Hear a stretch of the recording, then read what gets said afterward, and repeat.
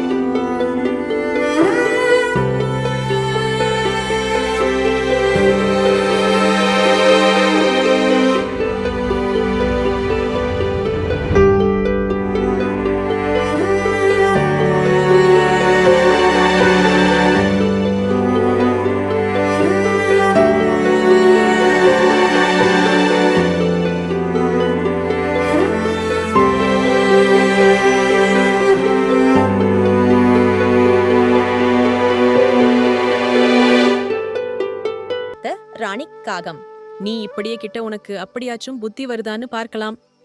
அப்படி கூறிவிட்டு ராணி உறங்கிவிட்டது. மறுநாள் காலையில் ராஜி காகம் கண்விழ்த்து பார்த்ததும் உடனே ராணியை கூப்பிட்டது. என்ன, எதற்கு என்னை கூப்பிட்ட? எனக்கு நிறைய வேலை இருக்கிறது, சீக்கிரம் சொல். என்ன இது சாப்பாடு எல்லாம் கீழே கொட்டி வச்சிருக்க? உனக்கு என்ன மதமா இல்ல கொழுப்பா? என்னது, நீங்க தானே நேற்று நம்ம கல்யாண நாள் கூட தெரியாம சரக்கு குடிச்சிட்டு வந்து சாப்பாடு சாப்பிட்டுக்கிட்டே அப்படியே வாந்தியும் எடுத்துட்டீங்க. ஏன் உங்களுக்கு எதுவும் ஞாபகம் இல்லையா? அப்படியா? நான் வீட்டுக்கு வந்து படுத்து தூங்கிட்டேன். இதெல்லாம் நடந்த மாதிரி எனக்கு ஞாபகமே இல்லையே. என்ன நேத்து நான் சரக்கு அடிச்சிருந்த வேலை என்ன சொன்னாலும் நம்பிடுவேன் பாத்தியா? அதான் என்கிட்ட நடக்காது.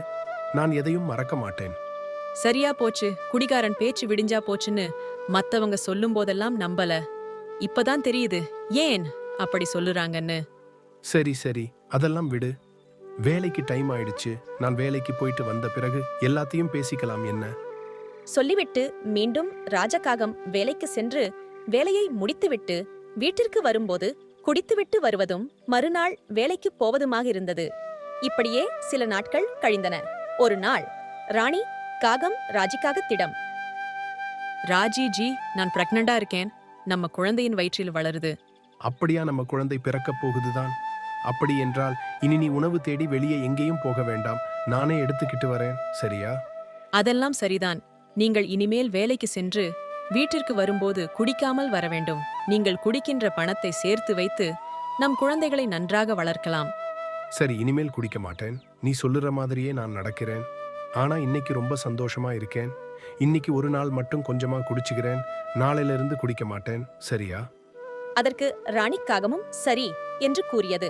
உடனே ராஜி குடிப்பதற்கு சென்று விட்டது.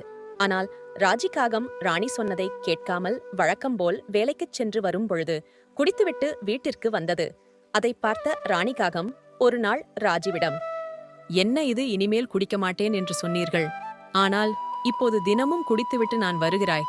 உனக்கு கொஞ்சம் கூட நம்ம குழந்தை மேல அக்கறையே இல்லை, அப்படித்தானே? அப்படியெல்லாம் இல்லை. இன்னைக்கு மட்டும்தான், நாளையிலிருந்து குடிக்கவே மாட்டேன், சரியா? நீ சொல்ற கதையெல்லாம் நான் நம்புறதுக்கு தயாராக இல்லை. நாளைக்கு விட்டு விடுகிறேன் என்று பலமுறை இதுதான் சொல்கிறாய். ஆனால் இன்னும் விட்ட பாடு இல்லை.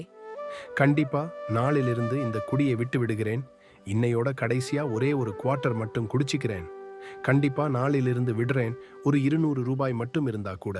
அதானே பார்த்தேன். நீ எல்லாம் குடியை விட்டு திருந்திட்டாலும் எங்கிட்ட எல்லாம் பணம் இல்லை. நிஜமா இன்னையோட கடைசி. இதுக்கப்புறம் குடிச்ச ஏன் என்ன கேளு. இப்ப மட்டும் 200 ரூபாய் கொடு. நாளையிலிருந்து கேட்க மாட்டேன். என்னமோ நீ சொல்றத நம்புறேன். நாளையிலிருந்து குடிக்க கூடாது, சரியா? அப்படின்னா காசு தருவேன் என்ன? சரி சரி, குடு. நாளையிலிருந்து குடிக்கவே மாட்டேன் என்று சொன்னதும் ராணிக்காகமும் ராஜிகாகம் சொன்னதை நம்பி பணத்தை கொடுத்ததும் ராஜிகாகம், என்ன ராணி, நான் முதல்ல கேட்டா போ, என்கிட்ட பணமே இல்லை என்று சொன்னாய். இப்ப எப்படி வந்துச்சு? நீ கேட்டதும் தந்தால் நீ நான் சொன்னதுக்கு ஒத்திக்கிட்டு இருந்திருக்க மாட்டே. அதான் நீ கேட்டதும் இல்லைன்னு சொன்னேன். அதான் என்னென்னமோ சொல்லி வாங்கிட்டு இல்ல அப்புறம் என்ன அப்படின்னு சொல்லியது. ஆனால் ராஜிக்காகம் ராணி சொன்னதை கேட்காமல் வழக்கம்போல் குடிக்கத் தொடங்கியது. இப்படியே சில நாட்கள் கழிந்தது. ராணிக்காகமும் முட்டையிடும் நாள் நெருங்கியது. ஒரு நாள் ராணிக்காகம், ராஜிஜி, நான் முட்டையிடும் நாள் நெருங்கிவிட்டது. இனிமேலாவது நீங்கள் குடிக்காமல் என் கூடவே இருக்க வேண்டும். சரியா? நாளைக்கு நம் கழுகு டாக்டரிடம் செக்கப்புக்கு போக வேண்டும். நாளைக்கு வேலைக்கு எல்லாம் போக வேண்டாம். அதற்கு ராஜிக்காகமும் சரி என்று கூறியது. மறுநாள் காலையில் ராணிக்காகம் கழுகு டாக்டரை பார்ப்பதற்காக கிளம்பி ராஜுவை அழைத்தது. ராஜிஜி, இன்னைக்கு நம் டாக்டரிடம் போய் செக்கப் செய்து வர வேண்டும். வாங்க போகலாம். ராணி, நீ டாக்டர் கிட்ட போய் செக்கப் பண்ணிக்கிட்டு இரு. நான் வேலை செய்த இடத்துல இன்னைக்கு கூலி தராங்களாம். இன்னைக்கு விட்டா நாளைக்கு வாங்க முடியாது. நான் போய் கூலி வாங்கிட்டு வந்துடுறேன். என்ன? சரி, நீங்க போய் வாங்கிக்கிட்டு சீக்கிரமா வந்துடுங்க. எங்கேயும் போய் குடிச்சிட்டு வராதீங்க. சரியா? நான் போய் கூலி வாங்கிட்டு உடனே திரும்பி வந்து, சரியா நான் வரதுக்குள்ள உனக்கு செக்கப் முடிஞ்சிடுச்சுன்னா என்னை எதிர்பார்க்காமல் நீ வீட்டுக்கு வந்துரு. சரியா? சொல்லிவிட்டேன். ராணிக்காகவும் தனியாக டாக்டரிடம் சென்றது. அங்கு சென்றதும் டாக்டர் ராணியிடம், என்ன ராணி, நீ மட்டும் தனியா வந்து இருக்க? உன் கூட யாரும் வரவில்லையா? டாக்டர், நான் மட்டும்தான் வந்தேன். ராஜி தன் வேலை செய்த இடத்துல இன்னைக்கு கூலி தராங்களாம். அதை வாங்கிட்டு வருவதற்காக போயிருக்கு என்று பேசிக்கொண்டே கழுகு டாக்டர் ராணியை செக்கப் செய்து முடித்தது. செக்கப் செய்து முடித்ததும் ராணியிடம், ராணி, நீ இனிமேல் எங்கேயும் தனியா போகக்கூடாது. எங்கேயாச்சும் போக வேண்டும் என்றால் கூட யாரையாச்சும் கூட்டிக்கிட்டு தான் போக வேண்டும். உனக்கு எப்ப வேணாலும் பெயின் வரலாம். சரியா?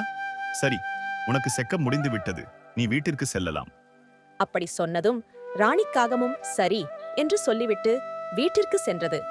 வீட்டிற்கு வந்து வெகு நேரமாகியும் ராஜிக்காகம் வீட்டிற்கு வரவில்லை. ராணிக்காகம், ராஜி என் இன்னும் வீட்டிற்கு வரவில்லை, என்ன ஆச்சுன்னு தெரியலையே என்று பதட்டத்துடன் இருந்தது. பொழுது சாய்ந்து இருட்டியதும் ராணிக்காகம், நம்மளை எங்கும் தனியாக போகக்கூடாது என்று டாக்டர் சொல்லியிருக்கிறார். அதுவும் வேற இரவு நேரமாக இருக்கிறது.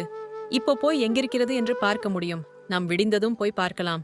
அதுவரைக்கும் இங்கேயே வெயிட் பண்ணலாம் என்று மனதில் நினைத்துக் கொண்டே வாசலின் வெளியே பார்த்து கொண்டே உறங்கிவிட்டது.